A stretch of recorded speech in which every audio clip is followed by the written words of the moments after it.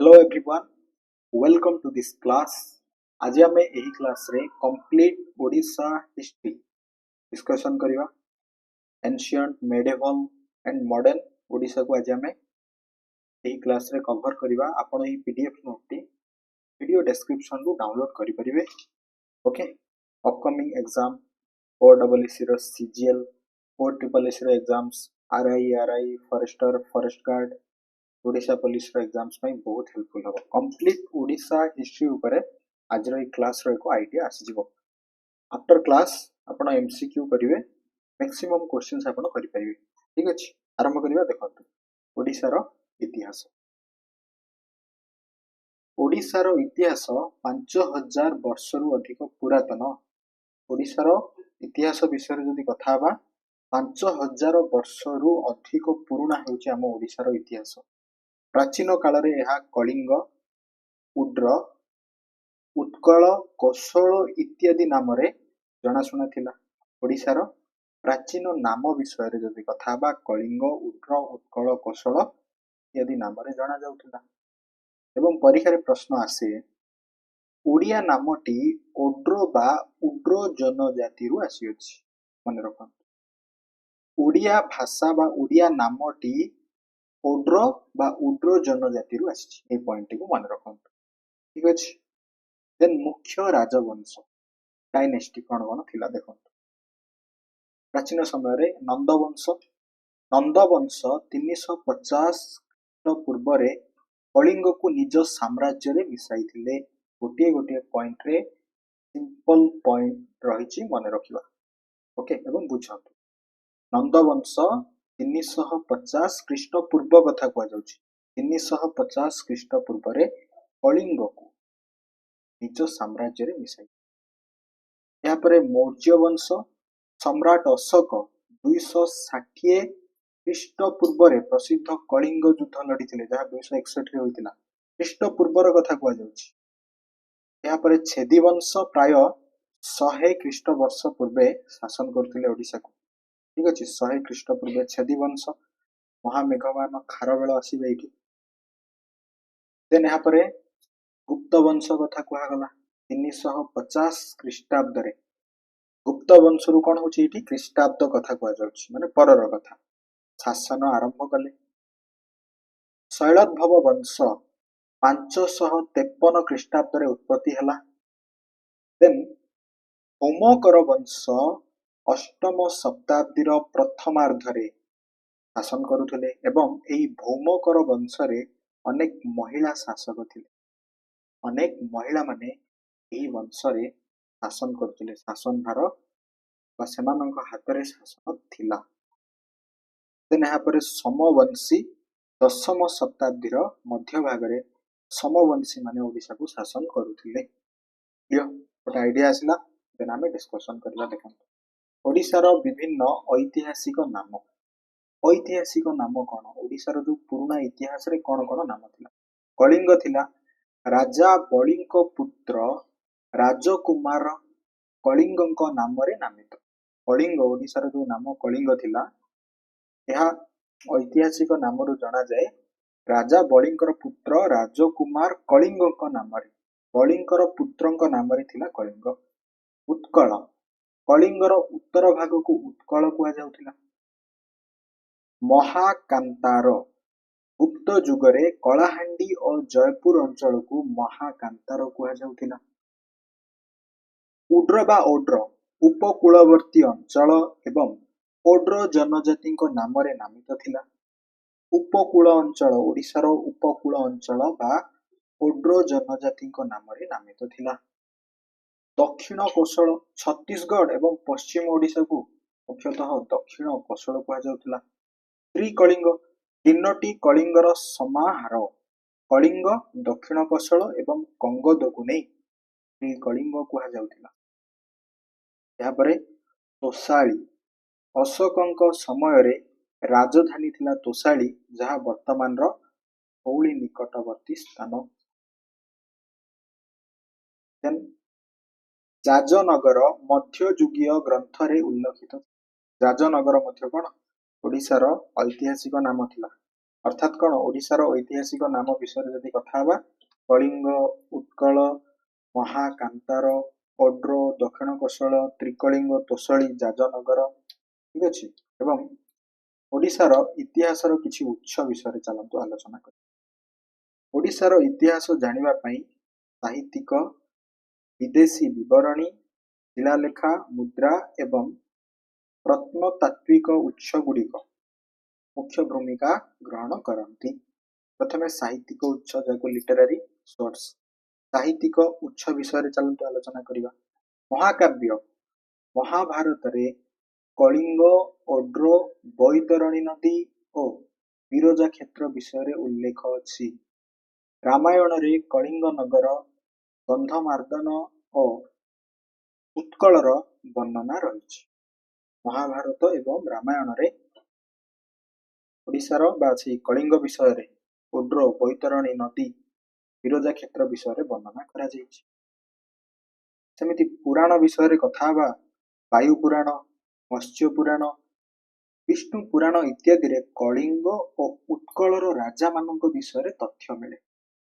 जेमिति महाकाव्य रहिला पुराण रे वायु पुराण कहतु मत्स्य पुराण कहतु विष्णु पुराण रे कलिंग एवं उत्कलर राजा मानक विषय तथ्य मिले। सेमाने केमिति शासन करथिले केउ केउ राजा शासन करथिले एई सब पुराण रे वर्णना करा जायछि। सेमिति जैन और बौद्ध साहित्य रे मध्य प्राचीन ओडिशा रे जैन और बौद्ध धर्मर प्रभाव थिला। जातक कथा दीघ निकाय एवं आवश्यक निर्जुक्ति यह जैन ग्रंथ रे यह थिला बौद्ध ग्रंथ रे कलिंग विषय रे वर्णना अर्थात जेमिति महाकाव्य पुराण रे वर्णना करा जायछि सेमिति जैन और बौद्ध माने जेतेबेले तांकर धर्म प्रचार करथुले बा जैन एवं बौद्ध मानकर जो साहित्य रे प्राचीन ओडिशार कथा लिखा जायछि। जेमिति जातक कथा कहिबा किबा दीघ निकाय ताहा बौद्ध ग्रंथ रे आवश्यक निजुक्ति ताहा जैन ग्रंथ रे कलिंग विषय रे वर्णना अछि। ठीक अछि सेमिति अन्यान्य किछि कौटिल्यंक अर्थशास्त्र मनुस्मृति हर्षचरित इत्यादि ओडिशार राजनैतिक व्यवस्था विषय रे जଣା पड़े। ठीक अछि बुझिगला। देन विदेशी पर्यटकों विवरणी फॉरेन अकाउंट्स फॉरेन सोर्स कौन रही देखो ग्रीक पर्यटक मेगास्थिनी एक पुस्तक लिखिथिले से पुस्तकर नाम होची इंडिका इंडिका रे से कलिंग विषय रे लिखिसंती। सेमिति प्लिनी ओ टलेमी मध्य ओडिशार विभिन्न स्थान विषय रे उल्लेख करिसंती। ओके चीन पर्यटक बा चीन परिव्राजक वेन्सा 638 रु 639 रे से ओडिशा भ्रमण रे आसीथिले। एई ख्रीष्टाब्द रे से ओडिशा आसीथिले से निज पुस्तक से एक पुस्तक लिखिथिले। पुस्तकटा वेरी वेरी इंपोर्टेंट सी यू की मने रखंतु एई पुस्तक कोन तांकर सी यू की रे से ओड्र देश को उच्चारण करिथिले। ठीक अछि चीन परिव्राजक केबे ओडिशा आसीथिले से केउ पुस्तक लिखिथिले एवं से कोन उच्चारण करिथिले राइट या परीक्षा राशि पारे। चीन परिव्राजक वेन्सा 1938 रु 39 सॉरी 638 रु 639 ख्रीष्टाब्द रे ओडिशा आसीथिले। से निज पुस्तक सी यू की रे ओड्र देश को उच्चा बोली उच्चारण करथिले सेतेबेले उच्चा कहिथिले। ठीक अछि सी यू की ताको पुस्तक दी मने रख। देन यहाँ पर प्रत्नतात्विक उत्स माने जो खनन कार्य रे माणिक पाटणा खनन रु ओडिशार नौ वाणिज्य विषय रे जଣା पड़े। एवं जो डायमंड ट्रायंगल रहिला रत्नगिरी उदयगिरी और ललितगिरी को डायमंड ट्रायंगल इथिरु बौद्ध विहार स्तूप और मूर्ति मिली। ठीक अछि एवं जहाँ रहिला आपनकर गुंफा भुवनेश्वर निकटस्थ उदयगिरी और खंडगिरी गुंफा जैन सन्यासी मानक पई उद्दिष्ट थिला बोली जଣା जाय। उदयगिरी एवं खंडगिरी गुंफा भुवनेश्वर निकटस्थ तागण जैन सन्यासी पई एक उद्दिष्ट थिला सेठारे जैन सन्यासी माने ରହୁଥିଲେ ସେଇ ବିଷୟରେ ବର୍ଣ୍ଣନା କରାଯାଇଛି। ରାଇଟ୍, ବୁଝି ହଉଛି? ଦେଖନ୍ତୁ ନେକ୍ସଟ କଣ ରହିଲା? ଶିଳାଲେଖ। ଶିଳାଲେଖ, ଯାହା ସବୁ ଶିଳାଲେଖରୁ ମଧ୍ୟ ପରିଚୟ ମିଳେ ଓଡ଼ିଶା ବିଷୟରେ। ଯେମିତି ଶିଳାଲେଖ ଗୁଡ଼ିକ ଇତିହାସର ଏକ ପ୍ରମୁଖ ଉତ୍ସ। ବର୍ତ୍ତମାନ ଆମେ ଯେତେବେଳେ ଏଇ ଜାଗାକୁ ଆମେ ଭିଜିଟ୍ କରନ୍ତି ଆମେ ଜାଣିପାରନ୍ତି। ତ ପ୍ରଥମେ ଆସିଲା ଚିତ୍ରଲିପି। ସୁନ୍ଦରଗଡ଼ର ବିକ୍ରମ ଖୋଲ ଓ କଳାହାଣ୍ଡିର ଗୁଡ଼ାହାଣ୍ଡି ପ୍ରାଚୀନ ଚିତ୍ରଲିପିରେ ଦେଖିବା ପାଇଁ ମିଳେ। ଓଡ଼ିଶା ବିଷୟରେ ଗୋଟେ ହଉଛି ବିକ୍ରମ ଖୋଲ, ଅନ୍ୟଟି ହଉଛି ଏଇଟା ରହିଛି ସୁନ୍ଦରଗଡ଼ରେ, ମନେ ରଖନ୍ତୁ। ଅନ୍ୟଟି ରହୁଛି କଳାହାଣ୍ଡିର ଗୁଡ଼ହାଣ୍ଡି। ସେଠାରେ ଯୋଉ ଇନସ୍କ୍ରିପସନ ରହିଛି, ଯୋଉ ଚିତ୍ରଲିପି ରହିଛି, ସେଠାରୁ ଓଡ଼ିଶା ବିଷୟରେ ସେଇ ସମୟର ଶାସନ ପଦ୍ଧତି ବିଷୟରେ ବି ବା ରାଜା ମହାରାଜାଙ୍କ ବିଷୟରେ ପରିଚୟ ମିଳେ। ଏହା ସହିତ ଅଶୋକଙ୍କ ଶିଳାଲେଖ। ଧଉଳି ଓ ଜଉଗଡ଼ରେ ଥିବା ଅଶୋକଙ୍କ ଶିଳାଲେଖାରୁ ତାଙ୍କ ଶାସନ ବ୍ୟବସ୍ଥା ବିଷୟରେ ଜଣାପଡ଼େ। ଠିକ ଅଛି, ଧଉଳି ଏବଂ ଜଉଗଡ଼।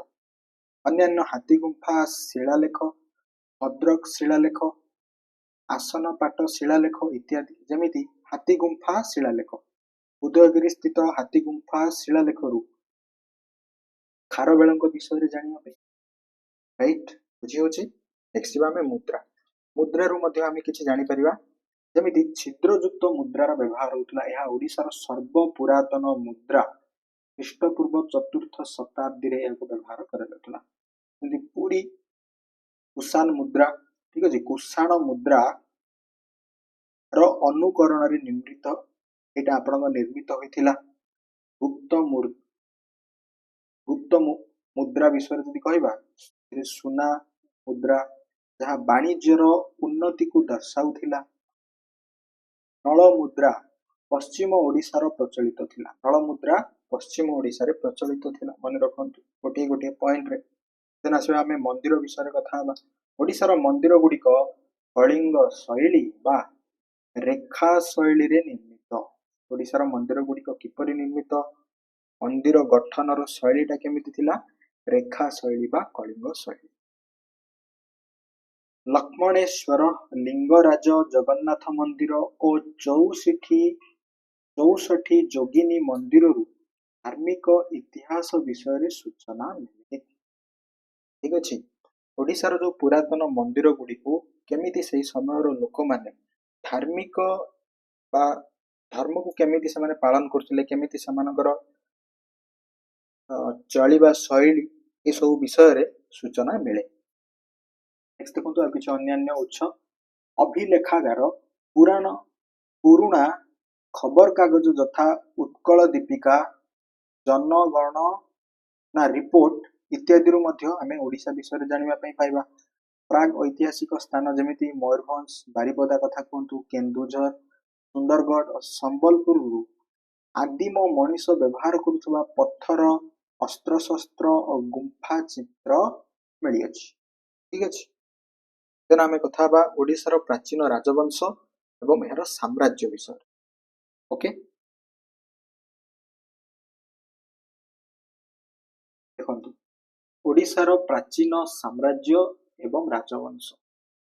ପ୍ରାଚୀନ କାଳରେ ଓଡ଼ିଶା କଳିଙ୍ଗ ନାମରେ ପରିଚିତ ଥିଲା। ପରୀକ୍ଷାରେ ଆସିବ, ପ୍ରାଚୀନ କାଳରେ ଓଡ଼ିଶା କଳିଙ୍ଗ ନାମରେ ପରିଚିତ ଥିଲା। ଏହା ପୂର୍ବ ଭାରତର ଏକ ପ୍ରମୁଖ ରାଜ୍ୟ ଥିଲା, ଯାହା ବର୍ତ୍ତମାନ ଓଡ଼ିଶା ସମେତ ଆନ୍ଧ୍ରପ୍ରଦେଶ ଏବଂ ଛତିଶଗଡ଼ର କିଛି ଅଞ୍ଚଳକୁ ନେଇ ଗଠିତ ଥିଲା। ସିମ୍ପଲି ମନେ ରଖନ୍ତୁ, ପ୍ରାଚୀନ କାଳରେ ଓଡ଼ିଶାକୁ କଳିଙ୍ଗ କୁହାଯାଉଥିଲା।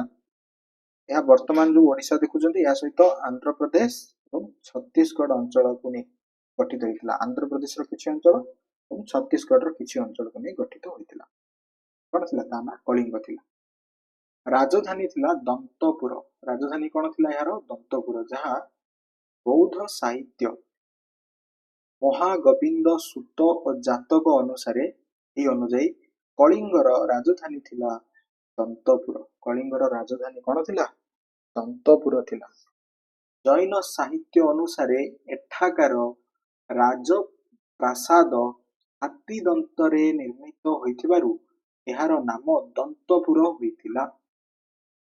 ଅଛି, ବୌଦ୍ଧ ସାହିତ୍ୟ ଅନୁସାରେ कलिंगर राजधानी थिला दंतपुर, वेरी वेरी इंपोर्टेंट। एवं जैन साहित्य अनुसारे जेहेतु एठाकार जो राजप्रासाद गुड़िक थिला हाथी दांतर जेहेतु निर्मित होइथिला तेणुकर याकू दंतपुर नामकरण होइथिला। देन आमे डिस्कशन करिवा नंदवंश विषय। देखंतु नंदवंशर शासन काल मगधर राजा महापद्म नंद 350 ख्रीष्टपूर्व 350 ख्रीष्टपूर्व कथा कहुछि कलिंग को निज साम्राज्य रे मिसाई थिले। अर्थनीति एठाकार ठीक अछि। कलाहांडीर असुरगढ़ एवं सोनपुर मिलिथिबा मुद्रा और माटी पात्रु से समयर उन्नत अर्थनीति विषय रे जना पड़े। ठीक अछि। नंदवंश जेतेबेले ओडिशा को अख्तियार करथिला एवं सेतेबेलर अर्थनीति केमि थिला आपण कलाहांडीर असुरगढ़ एवं सोनपुर जो मिलिथिबा मुद्रा एवं माटी पात्रु जानि परिबे। जलसेचन हाथी गुंफा शिलालेखारे नंद राजांक द्वारा करा जाइथिबा जलसेचन प्रकल्प विषय रे लेख अछि। समय जलसेचन मध्य कौन करा जाउतला ताहा हाथी गुंफा शिलालेखारे नंद राजांक द्वारा जो प्रकल्प किछि बा प्रोजेक्ट जा करा जाउछि करा जाइतला से विषय रे उल्लेख करा जाइछि। नंदवंश विषय रे जानतु इंपोर्टेंट पॉइंट्स। देन यहाँ पर मौर्य वंश और कलिंग युद्ध वेरी वेरी इंपोर्टेंट इतिहास टिप्पणी ओडिशा विषय। चंद्रगुप्त मौर्य 322 ख्रीष्टपूर्व मौर्य साम्राज्य प्रतिष्ठा करथिले। एवं कलिंग युद्ध केबे होइतला देखंतु 261 मसिया केउ युद्ध होइतला कलिंग युद्ध होइतला। सम्राट अशोक सामुद्रिक वाणिज्य उपरे नियंत्रण पाइबा पई कलिंग आक्रमण करथिले। एही भयावह युद्ध पर अशोक चंडाशोकरु धर्माशोकरे परिवर्तित होई बौद्ध धर्म ग्रहण करथिले। कलिंग युद्ध केउ मसिया होइतला 261 ख्रीष्टाब्द रे वेरी वेरी इंपोर्टेंट। एवं एही युद्ध पर अशोक चंडाशोकरु धर्माशोकरे परिणत होई बौद्ध धर्म ग्रहण करथिले। प्रशासन युद्ध पर तोसाली को कलिंगर राजधानी करा जाइथिला। अशोकंक धौली और जौगढ़ शिलालेखारु शासन व्यवस्था विषय रे जଣା पड़े। ताले आमे केमिति जानुछंती आजिर दिन रे जौगढ़ एवं जो धौली ठारे जो शिलालेखा रही इनस्क्रिप्शन जो रही जଣା पड़े। ठीक अछि। तांको माने अशोकंक प्रशासन रे किए थिले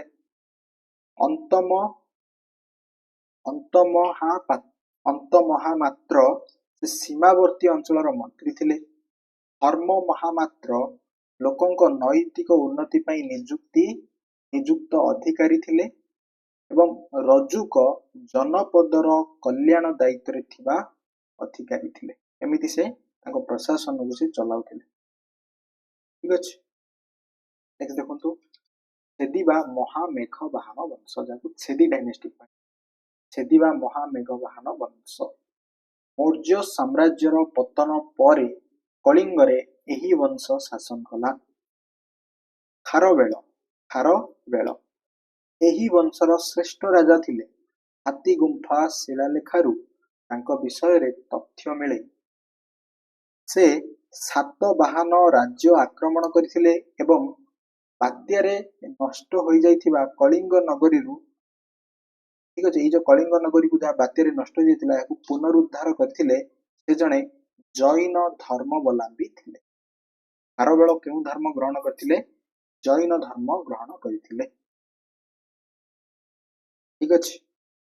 नेक्स्ट बा देखंतु नेक्स्ट होछि आपनकर मुरुंड वंश एमाने कुषाण मानक सह भारत को आसीथिबा एक विदेशी जनजाति थिले। भद्रक शिलालेखारु एमानक शासन विषय रे सूचना मिले। कुछ मुरुंड वंशक विषय रे सिंपली ए पॉइंट मन रखन।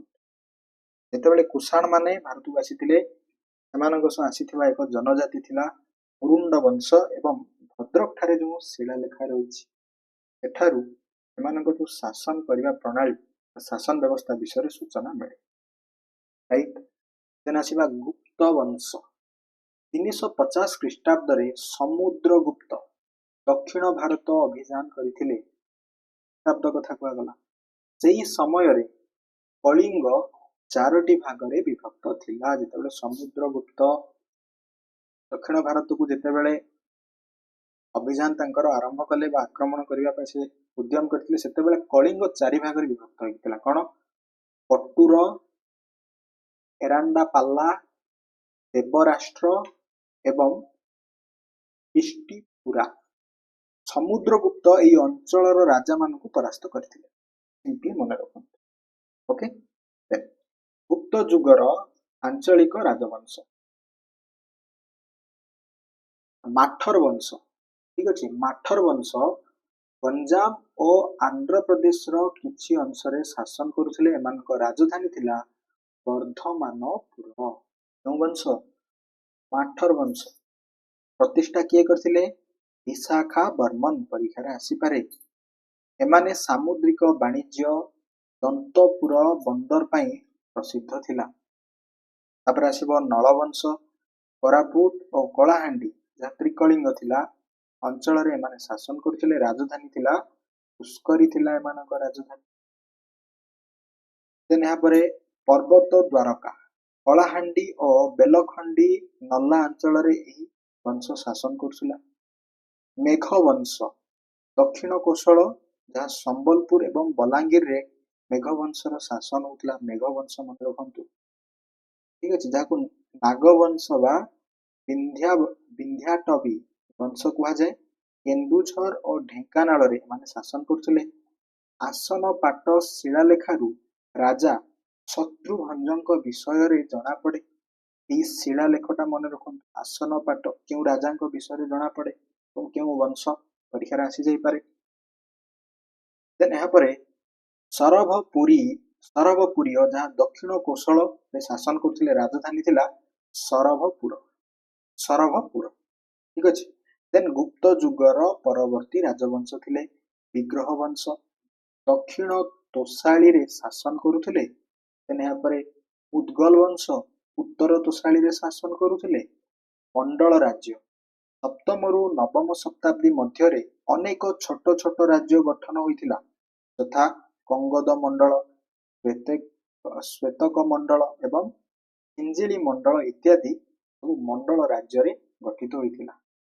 ଜଲ୍ଦି ଜାଣିଗଲା ଗୁପ୍ତ ବଂଶ ମଧ୍ୟରେ କିଛି ଛୋଟ ଛୋଟ ରାଜ୍ୟ ଏବଂ ଏହାର ପରବର୍ତ୍ତୀ ରାଜବଂଶ ଗୁଡା।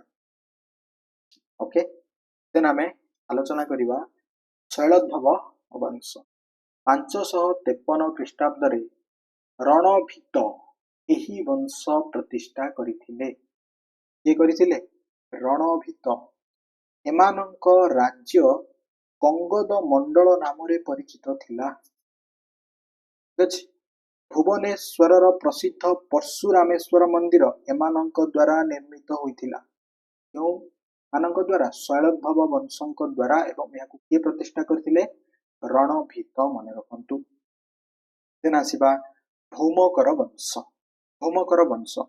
ଅଷ୍ଟମ ଶତାବ୍ଦୀରେ ଉପକୂଳ ଓଡ଼ିଶାରେ ଶାସନ ଆରମ୍ଭ କଲେ। ରାଜଧାନୀ ଥିଲା କୁହଦେବ ପାଟକ ଯାହା ଯାଜପୁର। ଠିକ ଅଛି। ଅର୍ଥାତ୍ କଣ? ଗୁହଦେବ ପାଟକକୁ ତାଙ୍କ ରାଜଧାନୀ କରିଥିଲେ ଏବଂ ଅଷ୍ଟମ ଶତାବ୍ଦୀର ଉପକୂଳ ଓଡ଼ିଶାରେ ଭୌମକର ବଂଶ ଶାସନ କରୁଥିଲେ। ନେକ୍ସଟ ଦେଖନ୍ତୁ, ହେମେଙ୍କର ଦେବ ଏହି ବଂଶର ପ୍ରତିଷ୍ଠାତା ଥିଲେ। କିଏ ଥିଲେ? ଭୌମକର ବଂଶର ପ୍ରତିଷ୍ଠାତା ଖେମେଙ୍କର ଦେବ। ଏଥିରେ ମହିଳା ଶାସିକାଙ୍କୁ ଆପଣ ଦେଖିବା ପାଇଁ ପାଇବେ। ଏହି ବଂଶରେ ଅନେକ ରାଣୀ ଶାସନ କରିଥିଲେ। ଯେମିତି ତ୍ରିଭୁବନ ମହାଦେବୀ ସେ ପ୍ରଥମ ମହିଳା ଶାସକ ଥିଲେ ଭୌମକର ବଂଶର। ଗୌରୀ ମହାଦେବୀ ଭୁବନେଶ୍ୱରର ଗୌରୀ ମନ୍ଦିର ନିର୍ମାଣ କରିଥିଲେ। ଅନ୍ୟମାନେ ହେଲେ ଦଣ୍ଡୀ ମହାଦେବୀ, ବକୁଳ ମହାଦେବୀ ଓ ଧର୍ମ ମହାଦେବୀ। ଏମିତି ବହୁ ମହିଳା ଶାସିକା ଏହି ବଂଶରେ ଶାସନ କରିଥିଲେ। ସମାଜ ଓ ବାଣିଜ୍ୟ ବିଷୟରେ ଯଦି କଥା ହେବା, ସିଂହଳ ଓ ଚୀନ ସହ ବାଣିଜ୍ୟିକ ସମ୍ପର୍କ ଥିଲା। ବସ୍ତ୍ର ଶିଳ୍ପ ଏକ ମୁଖ୍ୟ ବ୍ୟବସାୟ ଥିଲା ଏହି ବଂଶର। ଠିକ ଅଛି। କେଉଁ ବଂଶ? ଭୌମକର ବଂଶ। ନେକ୍ସଟ ଏହାପରେ ଆସିଲା ସମବଂଶୀ ଡାଇନେଷ୍ଟି। ସମବଂଶୀ ଦେଖନ୍ତୁ, ସମବଂଶୀ ବିଷୟରେ ଆଲୋଚନା କରିବା। କ୍ଲିୟରଲି ବୁଝି ହଉଛି? Okay, no doubt. ଦେଖନ୍ତୁ, ନବମ ଶତାବ୍ଦୀରୁ 1200 ଶତାବ୍ଦୀ ପର୍ଯ୍ୟନ୍ତ ଶାସନ କରିଥିଲେ ସୋମବଂଶୀ। ଏମାନଙ୍କ ସମୟରେ ଓଡ଼ିଶାର ଇତିହାସରେ ଏକ ଗୌରବମୟ ଯୁଗ ଥିଲା। ଏକତ୍ରୀକରଣ କରିଥିଲେ ପ୍ରଥମ ଥର ପାଇଁ କଳିଙ୍ଗ, ଉତ୍କଳ, କଙ୍ଗଦ ଓ କୋଶଳ ଏକ ଶାସନ ଅଧୀନକୁ ଆସିଲା। ମାନେ ସୋମବଂଶୀ ଡାଇନେଷ୍ଟିରେ କଳିଙ୍ଗ, ଉତ୍କଳ, କଙ୍ଗଦ, କୋଶଳ ସବୁଗୁଡା କଣ ମାନେ ଏକତ୍ରୀକରଣ ହୋଇଥିଲା। ଏମାନଙ୍କ ରାଜଧାନୀ ଥିଲା ଯଜାତି ନଗର ଯାଜପୁର। ମୁଖ୍ୟ ରାଜା ଥିଲେ ଜନ୍ମେଜୟ ପ୍ରଥମ, ଯଜାତି ପ୍ରଥମ ଏବଂ ଯଜାତି ଦ୍ୱିତୀୟ। ମନ୍ଦିର କଣ କଣ ଏମାନେ ନିର୍ମାଣ। ରାଜା ଯଜାତି ଦ୍ୱିତୀୟ ଭୁବନେଶ୍ୱରର ଲିଙ୍ଗରାଜ ମନ୍ଦିର ନିର୍ମାଣ କାର୍ଯ୍ୟ ଆରମ୍ଭ କରିଥିଲେ ଏବଂ ଉଦ୍ୟତ କେଶରୀ ଏହାକୁ ସମାପ୍ତ କରିଥିଲେ। ମନେ ରଖନ୍ତୁ, ଉଦ୍ୟତ କେଶରୀ ଏହାକୁ ସମାପ୍ତ କରିଥିଲେ। ଓଡ଼ିଶାର ମଧ୍ୟଯୁଗୀୟ ଇତିହାସକୁ ଆସିବା। ଏଠାରୁ ଆପଣଙ୍କର ମେଡିଭାଲ ହିଷ୍ଟ୍ରି ଆରମ୍ଭ ହୁଏ। ଏକାଦଶରୁ ଷୋଡଶ ଶତାବ୍ଦୀ ମଧ୍ୟରେ କଳିଙ୍ଗ କ୍ରମଶଃ ଓଡ୍ର ଦେଶ, ଉତ୍କଳ ଏବଂ ଶେଷରେ ଓଡ଼ିଶାରେ ପରିଣତ ହୋଇଥିଲା। ସୋମବଂଶୀଙ୍କ ପତନ ପରେ ପରେ ଗଙ୍ଗ ବଂଶର ଅଭ୍ୟୁଦୟ ଘଟିଲା। ଏଇ ପଏଣ୍ଟଟି ଇମ୍ପୋର୍ଟାଣ୍ଟ। ତ ସୋମବଂଶୀ ପର୍ଯ୍ୟନ୍ତ ଥିଲା କଣ ପ୍ରାଚୀନ, ଦେନ୍ ଏହାପରେ ଆମେ ମଧ୍ୟଯୁଗ ଇତିହାସକୁ ଆସିବା, ଗଙ୍ଗ ବଂଶକୁ ଆରମ୍ଭ କରିବା। ଦେଖନ୍ତୁ ପ୍ରଥମେ ଗଙ୍ଗ ବଂଶ 1038ରୁ ଠିକ ଅଛି 1435 ଖ୍ରୀଷ୍ଟାବ୍ଦ ପର୍ଯ୍ୟନ୍ତ ପ୍ରାୟ 400 ବର୍ଷ ଧରି ଏମାନେ ଶାସନ କରିଥିଲେ ଏବଂ ଏହାକୁ ଓଡ଼ିଶା ଇତିହାସର ସୁବର୍ଣ୍ଣ ଯୁଗ କୁହାଯାଏ। ଗୋଟେ ଗୋଲ୍ଡେନ ଏରା, ସୁବର୍ଣ୍ଣ ଯୁଗ କୁହାଯାଏ। ଦେଖନ୍ତୁ ଏହାର ପ୍ରତିଷ୍ଠାତା କିଏ? କାମାରନାବା ହେଉଛନ୍ତି ଗଙ୍ଗ ବଂଶର ପ୍ରତିଷ୍ଠାତା କିଏ? ସରି, କାମାରନବ ହେଉଛନ୍ତି ଏହାର ପ୍ରତିଷ୍ଠାତା ଏବଂ ଏହି ଗଙ୍ଗ ବଂଶର ରାଜଧାନୀ ଥିଲା କଳିଙ୍ଗ ନଗର। ସିମ୍ପଲି ମନେ ରଖନ୍ତୁ, ଏହାର ରାଜଧାନୀ କଣ ଥିଲା? କଳିଙ୍ଗ ନଗର ଥିଲା ଏହାର ରାଜଧାନୀ। ଠିକ ଅଛି, ଦେଖନ୍ତୁ ବର୍ତ୍ତମାନ ଆମେ କଥା ହେବା ମୁଖ୍ୟ ଶାସକଙ୍କ ବିଷୟରେ। ଗଙ୍ଗ ବଂଶର, ସୋମବଂଶୀ ପରେ ଗଙ୍ଗ ବଂଶ। ଅନନ୍ତ ବର୍ମନ ଚୋଡଗଙ୍ଗ ଦେବ ସେ ତାଙ୍କ ସାମ୍ରାଜ୍ୟକୁ ଗଙ୍ଗା ଠାରୁ ଗୋଦାବରୀ ଯାଏଁ ବିସ୍ତାର କରିଥିଲେ ଏବଂ ସେ 1078ରୁ 1147 ପର୍ଯ୍ୟନ୍ତ ଶାସନ କରିଥିଲେ। ଅନନ୍ତ ବର୍ମନ ଚୋଡଗଙ୍ଗ ଦେବ। ଏହାପରେ ଆସିଲେ ଅନଙ୍ଗ ଭୀମ ଦେବ ତୃତୀୟ। ସେ 1211ରୁ 1238 ପର୍ଯ୍ୟନ୍ତ ଶାସନ କରିଥିଲେ ଏବଂ ପୁରୀ ଜଗନ୍ନାଥ ମନ୍ଦିର ନିର୍ମାଣ କରିଥିଲେ ସେ। ଠିକ ଅଛି, ନେକ୍ସଟ ଦେଖନ୍ତୁ ନରସିଂହ ଦେବ ପ୍ରଥମ। ନରସିଂହ ଦେବ ପ୍ରଥମ 1238ରୁ 1264 ପର୍ଯ୍ୟନ୍ତ ଶାସନ କରିଥିଲେ। କୋଣାର୍କ ସୂର୍ଯ୍ୟ ମନ୍ଦିରକୁ ସେ ନିର୍ମାଣ କରିଥିଲେ। ଏହାପରେ ଭାନୁଦେବ ଚତୁର୍ଥ ଏହି ବଂଶର ଶେଷ ରାଜା ଥିଲେ। ଠିକ ଅଛି, ତାଙ୍କ ମନ୍ତ୍ରୀ କପିଳେନ୍ଦ୍ର ରାଉତରାୟ ତାଙ୍କ ସହ ବିଶ୍ୱାସଘାତକ କରିଥିଲେ। ଠିକ ଅଛି, ଦେନ୍ ଗଙ୍ଗ ବଂଶର କିଛି କଳା ଓ ସ୍ଥାପତ୍ୟ ବିଷୟରେ କଥା ହେବା। ଏହି ସମୟରେ ଓଡ଼ିଶାରେ ନିର୍ମାଣ ଶୈଳୀ ଚରମ ସୀମାରେ ପହଞ୍ଚିଥିଲା। ମନ୍ଦିର ଗୁଡ଼ିକ ନାଗର ଶୈଳୀରେ ନିର୍ମିତ ହେଉଥିଲା, ଯଥା ଏଥିରେ ଶିଖର, ଅଁଳା, ମଣ୍ଡପ ଏମିତି ସବୁ ଦେଖିବା ପାଇଁ ମିଳୁଥିଲା। ଉଦାହରଣ ଆପଣଙ୍କର କଳିଙ୍ଗ ଲିଙ୍ଗରାଜ ମନ୍ଦିର, ମୁକ୍ତେଶ୍ୱର ମନ୍ଦିର ବିଷୟରେ ଆମେ କହିପାରିବା। ପ୍ରସିଦ୍ଧ କବି ଜୟଦେବ ରାଜାରାଜ ଦ୍ୱିତୀୟଙ୍କ ସମୟରେ ଥିଲେ ଏବଂ ଜୟଦେବ କଣ ରଚନା କରିଥିଲେ? ଗୀତ ଗୋବିନ୍ଦ ରଚନା କରିଥିଲେ ଏବଂ ରାଜାରାଜ ଦ୍ୱିତୀୟଙ୍କ ସମୟରେ ସେ ଥିଲେ ଜଣେ ପ୍ରସିଦ୍ଧ କବି ଏବଂ ସେ କେଉଁ କାବ୍ୟ ରଚନା କରିଥିଲେ? ଗୀତ ଗୋବିନ୍ଦ। ଗୀତ ଗୋବିନ୍ଦ କିଏ ରଚନା କରିଥିଲେ? ଜୟଦେବ ରଚନା କରିଥିଲେ।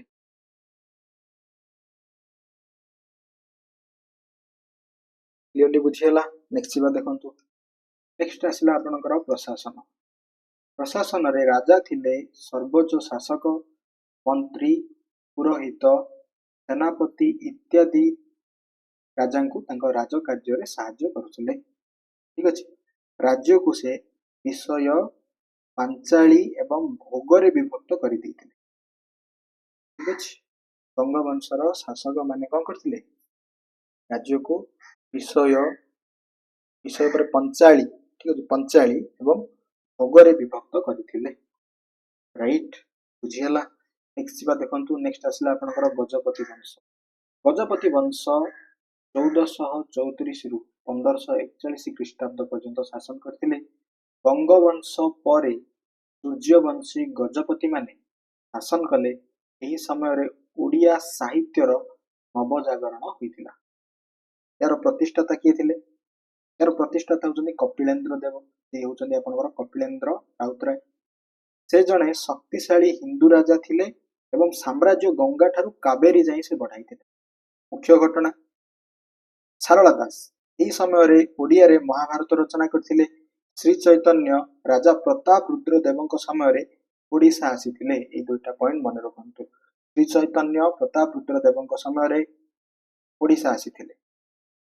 ପ୍ରମୁଖ ଯୁଦ୍ଧ ଓ ଆକ୍ରମଣ ଦେଖନ୍ତୁ କଣ ହେଇଛି। କୃଷ୍ଣଦେବରାୟଙ୍କ ଆକ୍ରମଣ ହେଇଥିଲା 1512ରେ। ବିଜୟନଗରର ରାଜା ଥିଲେ କୃଷ୍ଣଦେବରାୟ। ଉଦୟଗିରି ଦୁର୍ଗକୁ ସେ ଯେତେବେଳେ ଦଖଲ କଲେ, ଶେଷରେ ଏକ ସନ୍ଧି ହୋଇଥିଲା ଏବଂ ପ୍ରତାପ ରୁଦ୍ରଦେବ ନିଜ କନ୍ୟା ଯୋଗମୋହିନୀଙ୍କୁ ତାଙ୍କ ସହ ବିବାହ କରାଇଥିଲେ ଏବଂ କୃଷ୍ଣ ନଦୀଙ୍କୁ ଉଭୟଙ୍କର ସୀମା ଭାବରେ ସ୍ଥିର କରାଯାଇଥିଲା। ଠିକ ଅଛି, କ୍ଲିୟରଲି ବୁଝିଗଲା। ଏଇ ପଏଣ୍ଟଟି ମନେ ରଖନ୍ତୁ, ପରୀକ୍ଷାରେ ଆସେ।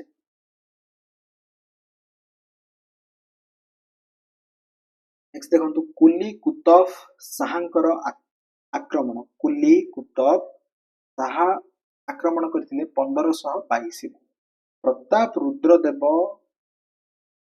ପ୍ରତାପ ରୁଦ୍ରଦେବ ତାଙ୍କୁ ପରାସ୍ତ କରି ଗୋଲକୁଣ୍ଡା ଫେରାଇ ଦେଇଥିଲେ। ବିଜୟ ସ୍ୱରୂପ କୃଷ୍ଣା ନଦୀ କୂଳରେ ମଙ୍ଗଳଗିରି ମନ୍ଦିର ନିର୍ମାଣ କରିଥିଲେ। ପଏଣ୍ଟଟି ଅଲସୋ ଭେରି ଇମ୍ପୋର୍ଟାଣ୍ଟ ପରୀକ୍ଷା ପଏଣ୍ଟ ଅଫ ଭ୍ୟୁ। ନେକ୍ସଟ ଏହି ବଂଶର ପତନ। ଶେଷ ରାଜା ଥିଲେ କଖାରୁଆ ଦେବ। ତାଙ୍କ ମନ୍ତ୍ରୀ ଗୋବିନ୍ଦ ବିଦ୍ୟାଧର ହତ୍ୟା କରି 1541ରେ ହରିବଂଶର ପ୍ରତିଷ୍ଠା। ଗଜପତି ବଂଶ ପରେ ହରିବଂଶ କିଏ? ଗୋବିନ୍ଦ ବିଦ୍ୟାଧର। ଏବଂ ଏହି ବଂଶର ପ୍ରଶାସନ କଣ ଥିଲା ଦେଖନ୍ତୁ। ରାଜଧାନୀ ଥିଲା ମାନେ ବର୍ତ୍ତମାନର ଯୋଉ କଟକ, ଗଜପତି ବଂଶର ବି ରାଜଧାନୀ ଥିଲା। ସେତେବେଳେ କୁହାଯାଉଥିଲା କଟକ ପଟ୍ଟନ। ରାଇଟ। ଜମି ମାପ ପାଇଁ ଗୁଣ୍ଠ, ମାଣ ଓ ବାଟିର ବ୍ୟବହାର ହେଉଥିଲା। ରାଜ୍ୟଗୁଡ଼ିକ ଦଣ୍ଡପାଟ ବା ରାଜ୍ୟରେ ବିଭକ୍ତ ଥିଲା। ଏହାର ଶାସକଙ୍କୁ ପରୀକ୍ଷା ବା ରାଜା କୁହାଯାଉଥିଲା। ଠିକ ଅଛି। ନେକ୍ସଟ ଦେଖନ୍ତୁ, ଅନ୍ୟାନ୍ୟ ଶାସକ, ଅନ୍ୟାନ୍ୟ ଶାସନ। ହରିବଂଶ 1541ରୁ 1568 ଗୋବିନ୍ଦ ବିଦ୍ୟାଧର ପ୍ରତିଷ୍ଠା କରିଥିଲେ। ମୁକୁନ୍ଦ ଦେବଙ୍କର ଏହି ବଂଶର ରାଜା ଥିଲେ। ଠିକ ଅଛି, ଭୈବଂଶ ସେ ପ୍ରତିଷ୍ଠା କରିଥିଲେ। ଦେନ୍ ମୁସଲିମ ଶାସନ, এই ପଏଣ୍ଟ ଇମ୍ପୋର୍ଟାଣ୍ଟ। 1568ରେ କଣ ହେଇଛି, କରାନି ବଂଶ ଓଡ଼ିଶାରେ ପ୍ରଥମ ମୁସଲିମ ସାମ୍ରାଜ୍ୟ ପ୍ରତିଷ୍ଠା କଲା। ପରେ ପରେ ମୋଗଲ ମାନେ, ତାପରେ ନାଏବ ନିଜାମ ଏବଂ ଏହାପରେ ମରାଠା ମାନେ ଶାସନ କଲେ। ଦେନ୍ ଏହାପରେ ମରାଠା ମାନଙ୍କ ଠାରୁ ଇଂରେଜ ମାନଙ୍କ ହାତକୁ ଚାଲିଗଲା। ଓକେ। ଓଡ଼ିଆ ସାହିତ୍ୟ ଓ ଗଜପତି ଯୁଗ। ଗଜପତି ରାଜାମାନଙ୍କର ପୃଷ୍ଠପୋଷକତା ଏବଂ ଯୋଉ ବୈଷ୍ଣବ ଧର୍ମର ପ୍ରଭାବ ଯୋଗୁଁ ଓଡ଼ିଆ ସାହିତ୍ୟର ଉନ୍ନତି ଘଟିଥିଲା। ପଞ୍ଚଦଶ ଶତାବ୍ଦୀରେ କବି ସାରଳା ଦାସଙ୍କର ଅବଦାନ ଯୋଗୁଁ ଏହି ସମୟକୁ ସାରଳା ଯୁଗ ମଧ୍ୟ କୁହାଯାଏ। ଅର୍ଥାତ୍ କଣ, ଯୋଉ ଗଜପତି ମାନେ ଶାସନ କରୁଥିଲେ ସେତେବେଳେ ସେମାନେ ଯେହେତୁ ବୈଷ୍ଣବ ଧର୍ମକୁ ଅଧିକ ପ୍ରଚାର ପ୍ରସାର କରୁଥିଲେ, ତ ଏହା ସାହାଯ୍ୟ କରିଥିଲା ଯୋଉ ସାହିତ୍ୟର ଉନ୍ନତି କରିବା ପାଇଁ। ସେ ସମୟଟାକୁ ଯୋଉ କୁହାଯାଏ ମାନେ ପଞ୍ଚଦଶ ଶତାବ୍ଦୀର କବି ସାରଳା ଦାସଙ୍କ ଅବଦାନ ଯୋଗୁଁ, ମାନେ ସେ ଯେହେତୁ କଣ କରିଥିଲେ, ମହାଭାରତକୁ ଓଡ଼ିଆରେ ଅନୁବାଦ କରିଥିଲେ, ଏହି ସମୟକୁ ସାରଳା ଯୁଗ ମଧ୍ୟ କୁହାଯାଏ।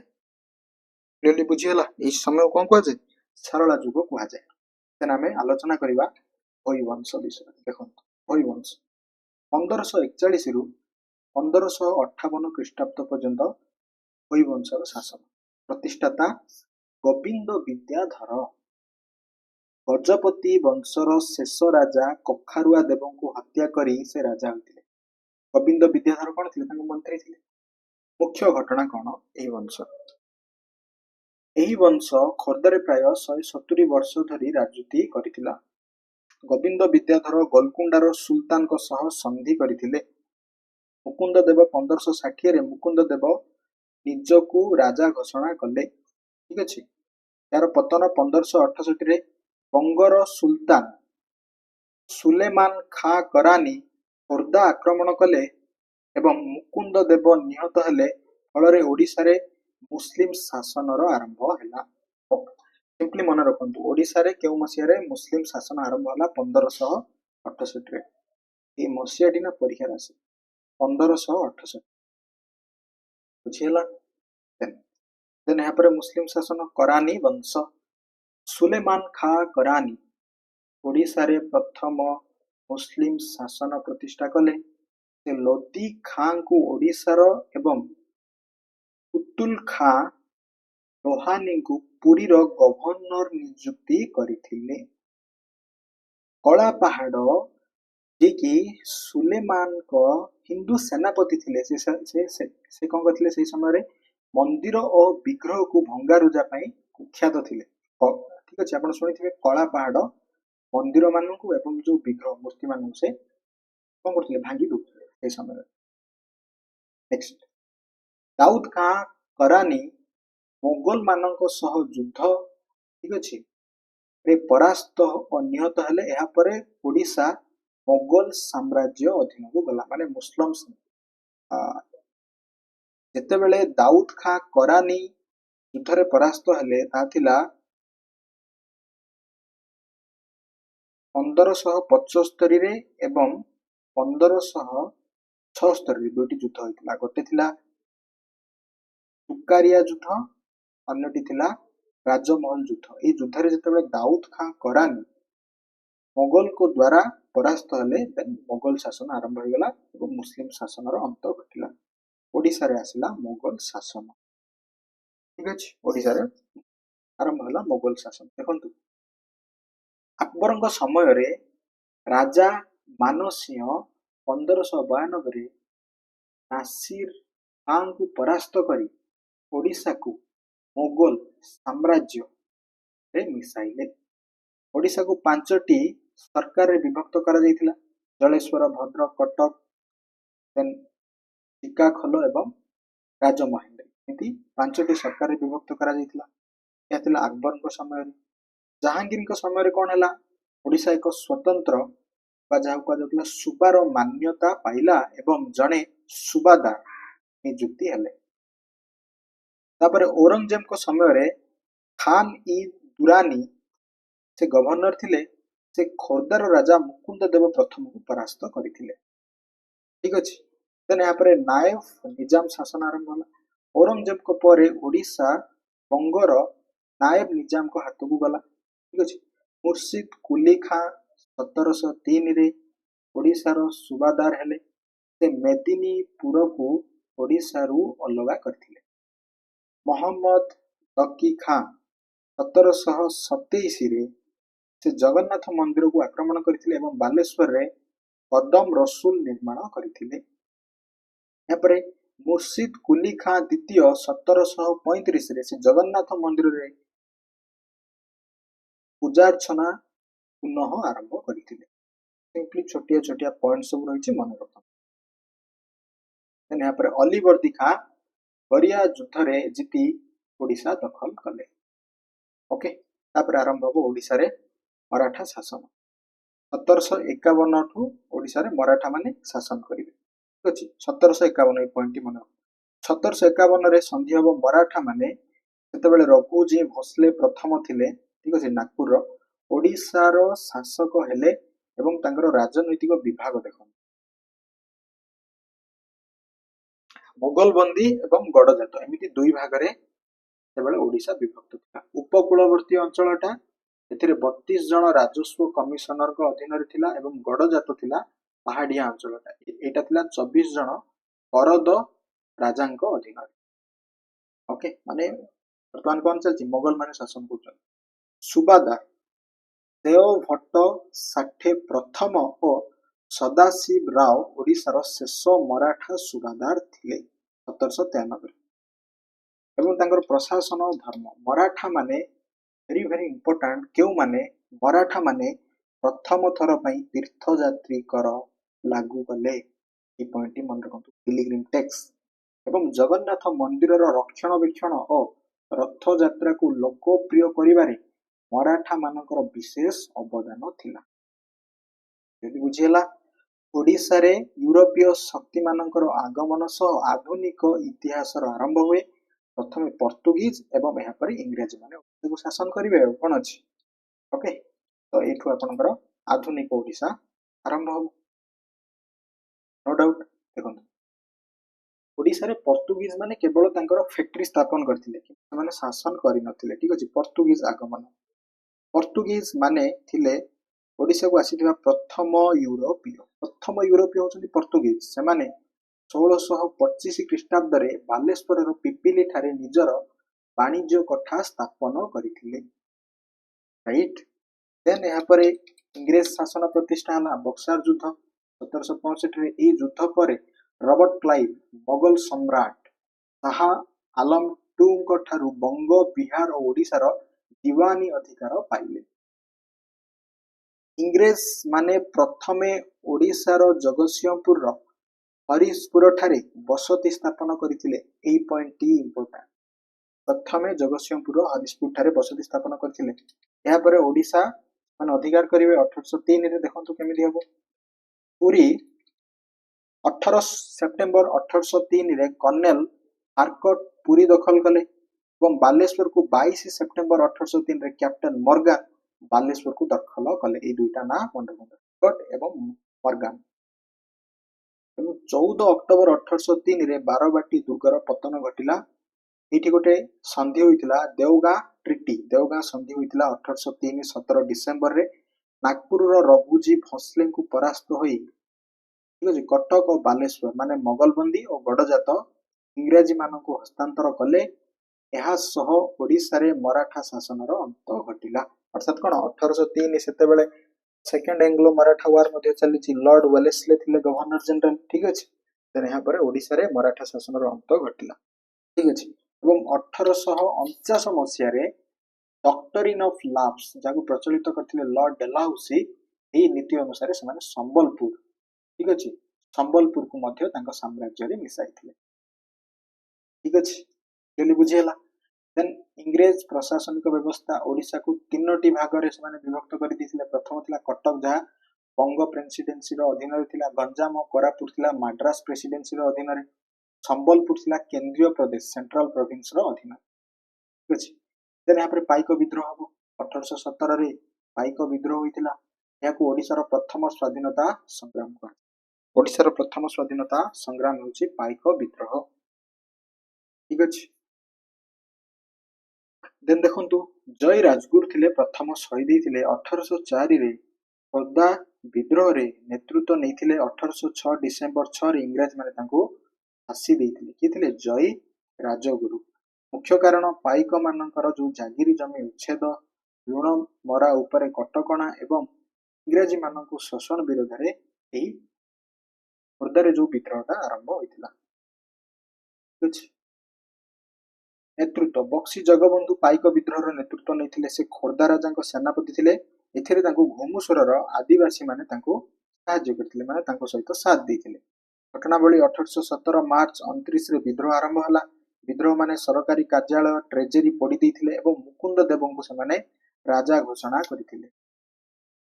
फलाफल कोन हला 1825 रे बक्सी आत्मसमर्पण कले। एहा पर इंग्रजी माने शासन रे संस्कार आनिले लुण दर कमाइले एवं ओडिया मानक चाकरी देले। ठीक अछि 1857 ए जो महाविद्रोह होइतिला एथिरे ओडिसा रो कोन भूमिका भारत रो सिपाही विद्रोह प्रभाव रे ओडिसा रे मध्य पड़िथिला। यार प्रभाव वीर सुरेंद्र साय संबलपुर रे विद्रोह रो नेतृत्व नेउथिले एवं आजीवन संग्राम करिथिले। अन्य संग्रामी माने थिले बालियार जमीदार रामकृष्ण सामंत सिंहार एवं ओडाहाटर राजा अर्जुन सिंह मध्य एथिरे शामिल थिले। ओके किंतु मयूरभंज और केन्दुझर राजा माने इंग्रजी मानकु सहाय्य करी महाराजा उपाधि पाइथिले।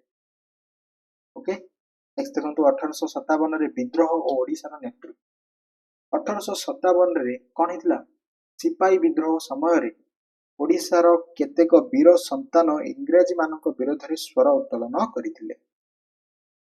चंदन हजूरी जाकु चाखी खुंटिया कहा जाय से विद्रोही मानक सह संपर्क रखी विप्लवर वार्ता प्रचार करुथिले। इंग्रजी माने तांकु गयारु गिरफ करिथिले। काहाकु चंदन हजूरी ବା ଚାକି ଖୁଣ୍ଟିଆ वीर सुरेंद्र साई संबलपुर अंचल वीर संग्रामी इंग्राजींकर जो डॉक्टरीन ऑफ लॉस को से विरोध करी लड़ी रामकृष्ण सामंत सिंह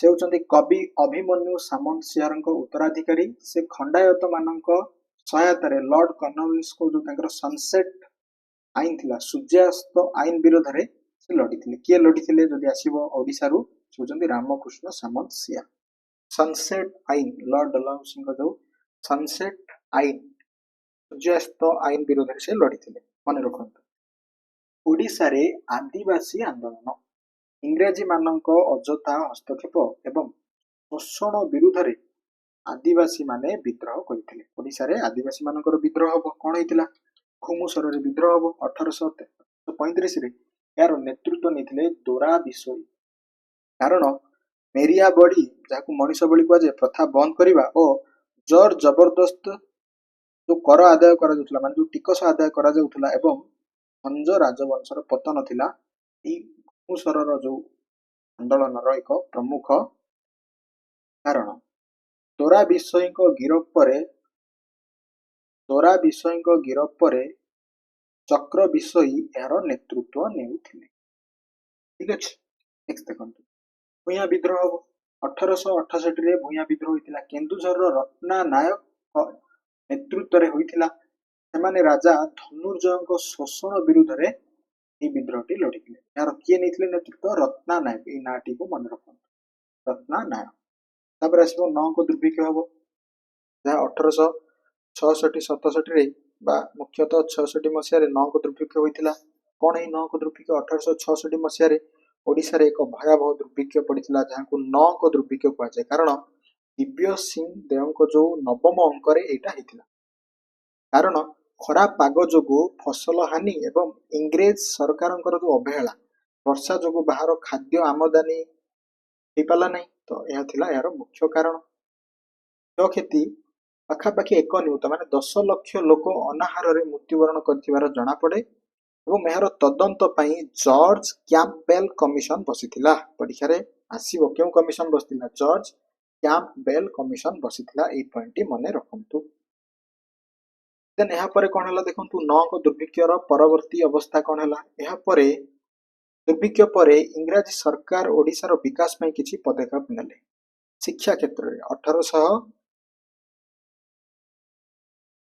1867 रे कटक जिला स्कूल को हाई स्कूल एवं 1876 रे कॉलेज रो मान्यता दिया गला मधुसूदन दास ओडिशार प्रथम स्नातक हेले मन रखु ओडिशार प्रथम ग्रेजुएट किए मधुसूदन दास एवं यही 1866 मसीह कौन उत्कल दीपिका प्रकाश पाई गौरीशंकर राय द्वारा साहित्य आधुनिक ओडिया साहित्यर विकास घटिला फकीर मोहन सेनापति राधानाथ राय मधुसूदन राव गंगाधर मेहर प्रमुख साहित्य को समृद्ध कले रेलबाई 1896 एवं 97 मध्य भुवनेश्वर खर्दा कटक मध्य प्रथम रेल चलाचल आरंभ है 1882 कौन है उत्कल सभा शिक्षार विकास जोगु ओडिया मानक मध्य एक राजनैतिक चेतना जागृत है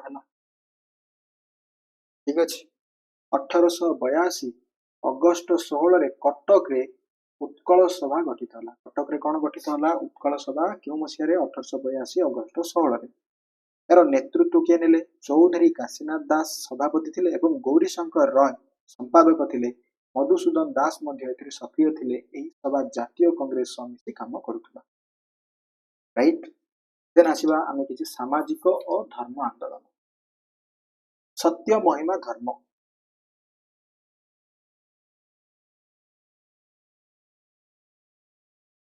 ओके देखो महिमा गोसाई यार प्रतिष्ठाता थिले हिम भई और गोविंद बाबा यह प्रचार करथिले एमाने एकेश्वरवाद माने शून्य ब्रह्मा उपासना रे विश्वास करुथिले क्रिश्चियन मिशनरी माने 1837 रे कटक रे प्रथम छापाखाना प्रिंटिंग प्रेस को प्रतिष्ठा कले से माने शिक्षा व्यवस्था और समाज संस्कार रे साहाय्य करिथिले देन ब्राह्म समाज राजा राममोहन रायଙ୍କର ଆଦର୍ଶରେ ଅନୁପ୍ରାଣିତ ହୋଇ ଏଇଟା କେଉଁ ମସିହାରେ 1869 କଟକର ଉତ୍କଳ ବ୍ରାହ୍ମ ସମାଜ, ଠିକ ଅଛି, କଟକରେ ଉତ୍କଳ ବ୍ରାହ୍ମ ସମାଜ ଗଠିତ ହେଲା।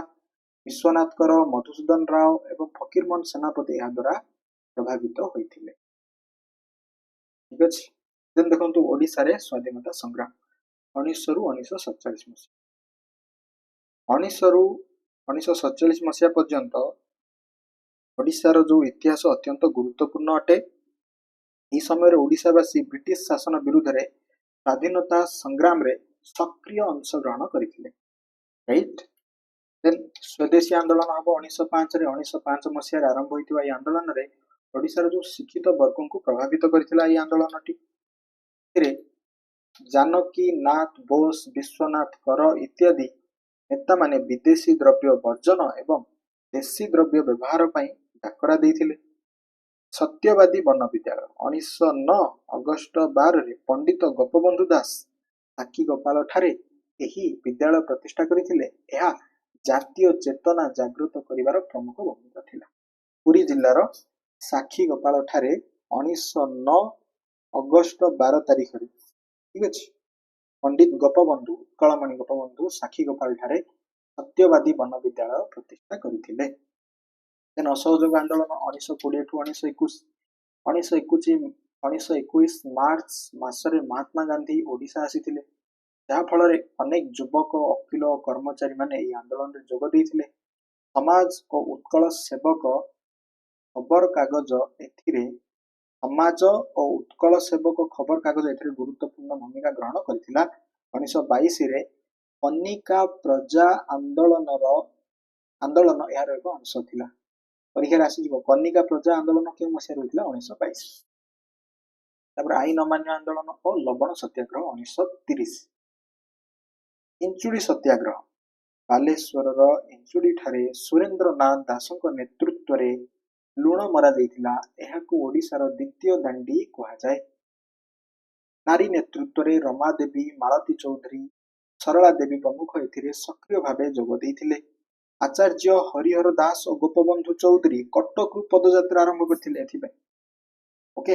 ତାପରେ ବ୍ୟକ୍ତିଗତ ସତ୍ୟାଗ୍ରହ 1940। ଉତ୍କଳ ପ୍ରଦେଶ କଂଗ୍ରେସ କମିଟି ହରେକୃଷ୍ଣ ମହାତାବଙ୍କ ଏହାର ନିର୍ଦ୍ଦେଶକ ନିଯୁକ୍ତି କରିଥିଲେ। ଠିକ ଅଛି, ହରେକୃଷ୍ଣ ମହାତାବଙ୍କୁ ସେ ଯୁଦ୍ଧ ବିରୋଧୀ ଭାଷଣ ଦେଇ ସେ ଗିରଫ ହେଇଥିଲେ। ସେତେବେଳେ କଣ ବିଶ୍ୱଯୁଦ୍ଧ ବି ଚାଲିଥିଲା। ସେ ଯୁଦ୍ଧ ବିରୋଧୀ ଭାଷଣ ଦେଇ ସେଥିରେ ଗିରଫ ହେଇଥିଲେ। ତାପରେ ଭାରତ ଛାଡ ଆନ୍ଦୋଳନ 1942। ଦେଖନ୍ତୁ ଏହି ଆନ୍ଦୋଳନରେ ଓଡ଼ିଶାର ଗ୍ରାମାଞ୍ଚଳର ଲୋକମାନେ ବ୍ୟାପକ ଭାବେ ଯୋଗ ଦେଇଥିଲେ। এই ପଏଣ୍ଟଟି ମନେ ରଖିବା। ଶହୀଦ ଲକ୍ଷ୍ମଣ ନାୟକ କୋରାପୁଟର ଏହି ଆଦିବାସୀ ନେତାଙ୍କୁ ମିଛ ଅଭିଯୋଗରେ 1943 ମାର୍ଚ୍ଚ 29 ଫାଶୀ ଦିଆଯାଇଥିଲା। ଠିକ ଅଛି। ଦେନ୍ ଇରମ ଗୁଳିକାଣ୍ଡ, ଇରମକୁ କଣ କୁହାଯାଏ? ରକ୍ତ ତୀର୍ଥ କୁହାଯାଏ। ବର୍ତ୍ତମାନ ଇରମ କଣ? ଭଦ୍ରକରେ ଅଛି। 1942 ସେପ୍ଟେମ୍ବର 28 ବାସୁଦେବପୁର ଅନ୍ତର୍ଗତ ଇରମ ଗ୍ରାମରେ ପୋଲିସ ଗୁଳିଚାଳନା କରିଥିଲା। ଏଥିରେ ସର୍ବାଧିକ ଲୋକ ପ୍ରାଣ ହରାଇଥିଲେ। ପାଖାପାଖି 28 ଜଣ ବୋଧେ, ଏଥିରେ ଜଣେ ମହିଳା ମଧ୍ୟ ଥିଲେ। ଠିକ ଅଛି। ଏହାକୁ ଓଡ଼ିଶାର ଜାଲିଆନାୱାଲାବାଗ ଘଟଣା ସହିତ ତୁଳନା କରାଯାଏ। ସିମ୍ପଲି ଗୋଟେ ପଏଣ୍ଟ ମନେ ରଖନ୍ତୁ। ଦେନ୍ ଏହାପରେ ପ୍ରଜାମଣ୍ଡଳ ଆନ୍ଦୋଳନ ହେବ। ଗଡ଼ଜାତ ରାଜାମାନଙ୍କର ଯୋଉ ଅତ୍ୟାଚାର, ଯେମିତି ବେଠି କରିବେ, ମାଗଣ କରିବେ, ରସଦ ମାଗଣ ମାନେ ଗୋଟେ କର, ବେଠି ମାନେ ବିନା ମୂଲ୍ୟରେ କାମ କରିବା, ଆଉ ରସଦ ମାନେ ସେମାନଙ୍କ ପାଇଁ ଯୋଉ ଖାଦ୍ୟ ସାମଗ୍ରୀ ପ୍ରସ୍ତୁତ କରିବା ବିନା ମୂଲ୍ୟରେ ବିରୁଦ୍ଧରେ ପ୍ରଜାମାନେ ବିଦ୍ରୋହ କରିଥିଲେ। 1938 ହରେକୃଷ୍ଣ ମହାତାବ ଓ ସାରଙ୍ଗଧର ଦାସଙ୍କ ନେତୃତ୍ୱରେ ପ୍ରଜାମଣ୍ଡଳ ଗଠିତ ହୋଇଥିଲା। ଢେଙ୍କାନାଳରେ ବାଜି ରାଉତ ସର୍ବକନିଷ୍ଠ ଶହୀଦ ହୋଇଥିଲେ ଏବଂ ବୈଷ୍ଣବ ଚରଣ ପଟ୍ଟନାୟକ ଏହି ଆନ୍ଦୋଳନର ମୁଖ୍ୟ ଭୂମିକା ଗ୍ରହଣ କରିଥିଲେ। ପରୀକ୍ଷାରେ ଆସିବ ବାଜି ରାଉତ କେଉଁ ଜିଲ୍ଲାରୁ ବିଲଙ୍ଗ କରୁଥିଲେ? ଢେଙ୍କାନାଳ। ଠିକ ଅଛି। ପ୍ରଜାମଣ୍ଡଳ ଆନ୍ଦୋଳନ ସମୟର କାହାଣୀ। ଦେନ୍ ସ୍ୱତନ୍ତ୍ର ଓଡ଼ିଶା ପ୍ରଦେଶ ଗଠନ। 1 ଅପ୍ରେଲ 1936 ଓଡ଼ିଶା ଏକ ସ୍ୱତନ୍ତ୍ର ପ୍ରଦେଶ ମାନ୍ୟତା ପାଇଲା। ବିଶ୍ୱନାଥ ଦାସଙ୍କ ନେତୃତ୍ୱରେ ପ୍ରଥମ କଂଗ୍ରେସ ମନ୍ତ୍ରିମଣ୍ଡଳ ଗଠିତ ହୋଇଥିଲା। ଠିକ ଅଛି। 1 ଏପ୍ରିଲ 1936 ଓଡ଼ିଶା ସ୍ୱତନ୍ତ୍ର ରାଜ୍ୟ ବିହାର ଠାରୁ ଅଲଗା ହୋଇଗଲା। ପ୍ରଥମ ଭାଷା ଭିତ୍ତିକ ରାଜ୍ୟ ଥିଲା। 1943 ଓଡ଼ିଶାର ନିଜସ୍ୱ ବିଶ୍ୱବିଦ୍ୟାଳୟ उत्कल विश्वविद्यालय प्रतिष्ठा है ये पॉइंट मन रखु उत्कल विश्वविद्यालय प्रतिष्ठा 1943 ओडिशा स्वाधीनता संग्राम रे नारी मानकर कौन कौन भूमिका रही चलते आलोचना